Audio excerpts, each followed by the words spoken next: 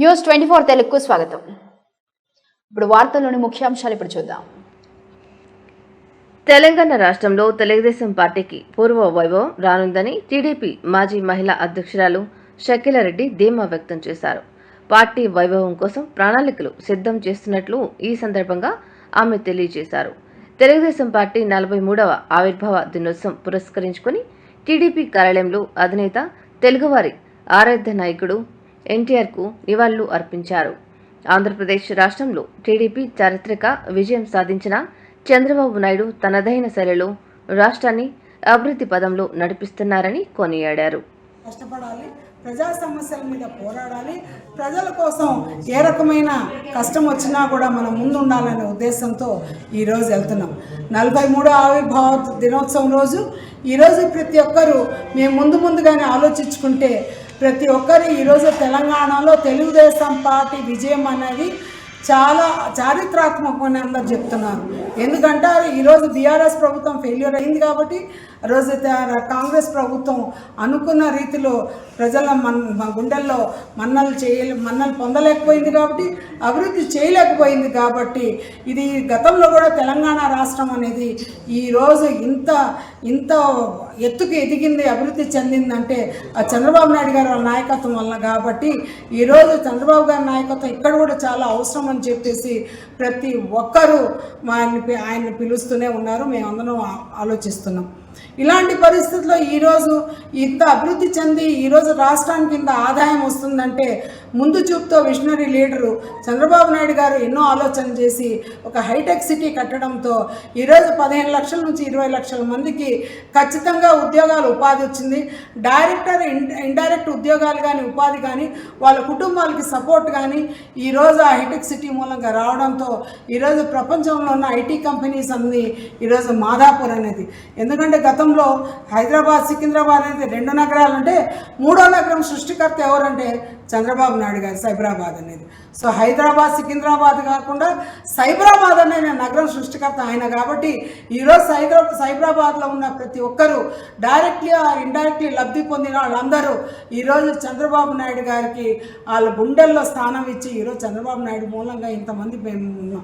అదేవిధంగా వాళ్ళందరూ విదేశాలలో యుఎస్లో కానీ ఇంకో రాష్ట్రంలో కానీ క్లైమేట్ కండిషన్స్ ఎలా ఉన్నా, వాళ్ళ పరిస్థితులు ఎలా ఉన్నా వాళ్ళు పోయి కష్టపడి ఈరోజు వాళ్ళ సెనేట్లోనే ఈరోజు తెలుగు వాళ్ళు ఎంతోమంది ఈరోజు ట్రంప్ గారికి సలహాలు ఇవ్వడానికి వాళ్ళ సెనేట్లో ఉండారంటే ఆ తెలుగు వాళ్ళగా ఎంత గర్వకాండమో మనం అందరం ఆలోచించాలి. అలాగే ఈరోజు తెలంగాణలో మహిళల అభివృద్ధి కానీ, ఈరోజు ఫ్లైఓవర్స్ కానీ, ఈరోజు ఎయిర్పోర్ట్ కానీ, ఇంటర్నేషనల్ ఎయిర్పోర్ట్ కానీ, జినోమ్ వ్యాలీ కానీ ఎవరు కూడా ముందు ఊహించలేదు. జినోమ్ వ్యాలీ పెట్టేటప్పుడు కోవిడ్ వస్తుందన్న ఆలోచన ఎవరికీ లేదు.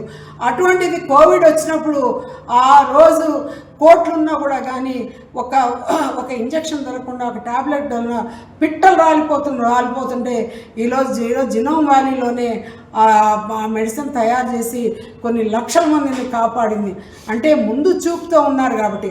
అలాగే కులమతాలకు అతీతంగా, ప్రాంతాలకు అతీతంగా ఎస్సీలు ఎస్టీలు ఎంతో విధంగా వాళ్ళని చిన్న చూపు చూసే విధంగా ఉంటే ఆ పరిస్థితిలో ఉన్న ఎస్టీలను, బీసీలను, మైనార్టీలని ఈరోజు ప్రపంచంలో వాళ్ళ వైపు ఇంత ఎత్తుకు ఎదిగి ఈరోజు రాజకీయాల్లో వాళ్ళకి ఇంత శాతం కల్పించి ఈరోజు వాళ్ళకి రిజర్వేషన్స్ ఇచ్చారంటే అరే చంద్రబాబు నాయుడు గారే.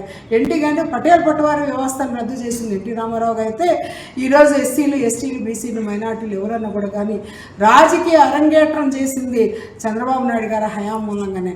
సో ఈరోజు ఏ రకమైన కూడా కానీ నేను మొన్న ఎవరికో చెప్తున్నాను, ఆ రోజుల్లో ఎవరన్నా రెయిన్ హార్వెస్ట్ పిట్, నేను 30 ఇయర్స్ బ్యాక్ చెప్తున్నాను, 30 years back rain harvest pit అంటే అందరూ చూసి నవ్వేవాళ్ళు. చంద్రబాబు నాయుడు గారు అప్రేడాలో ఉన్న నార్ని రంగారావు గారికి ఒక సలహా ఇచ్చారు, ఎవరైనా కూడా కానీ లేఅవుట్ వేస్తే వాళ్ళు మాత్రం రెయిన్ హార్వెస్టింగ్ పిట్ ఉండాలి అని. ఈరోజు నీళ్ల కొరత చూస్తున్నారు కాబట్టి ఆ రోజుల్లోనే ఆయన 25 ఏళ్ళు 30 ఏళ్ళ ముందు చూపుతో రెయిన్ హార్వెస్టింగ్ పిట్స్ పెట్టారు. వాళ్ళు ఎన్నో రకాలుగా అభివృద్ధి చేసుకుంటూ మహిళల కోసం కూడా కష్టపడుతూ మహిళల ఉద్యోగాలు ఉపాధిలో కానీ వాళ్ళకి 33% రిజర్వేషన్స్ కానీ వాళ్ళకి మగవాళ్ళతో ధీటుగా ఈరోజు వాళ్ళని కానీ చదువులో కానీ ప్రోత్సహించింది అన్న ఎన్టీ రామారావు గారు, చంద్రబాబు గారు.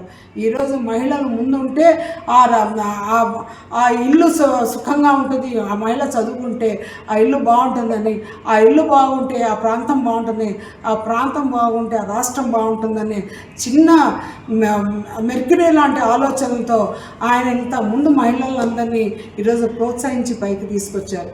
కాబట్టి ఇటువంటి ఎన్నో చేయాలని ఉన్నారు. ఈరోజు ఎవరైనా కూడా కానీ మహిళల్ని ఈరోజు అసెంబ్లీలో స్పీకర్గా పెట్టింది చంద్రబాబు నాయుడు గారు, మహిళల్ని తమని మినిస్టర్లు చేసింది చంద్రబాబు నాయుడు గారు. ఆ రోజు ఎన్టీ రామారావు గారు కూడా మహిళలను ముందు తీసుకొచ్చారు. కాబట్టి అదే కోవలో ఈరోజు తెలంగాణ కూడా అభివృద్ధి జరిగింది. కానీ వచ్చే ఎలక్షన్స్లో ఖచ్చితంగా తెలుగుదేశం పార్టీ స్థానం చాలా గొప్పగా ఉంటుంది. అన్ని పార్టీలు తెలుగుదేశం పార్టీ వైపు చూస్తుంది. కాబట్టి గత ఎలక్షన్లో మీరు గతం అవసరం లేదు, గత ఎలక్షన్స్లో మీరు చూస్తే తెలుగుదేశం పార్టీ ఎవరికి సపోర్ట్ చేస్తే వాళ్ళు గెలిచే అసెంబ్లీ సెగ్మెంట్ గెలిచే పరిస్థితి వచ్చింది. కాబట్టి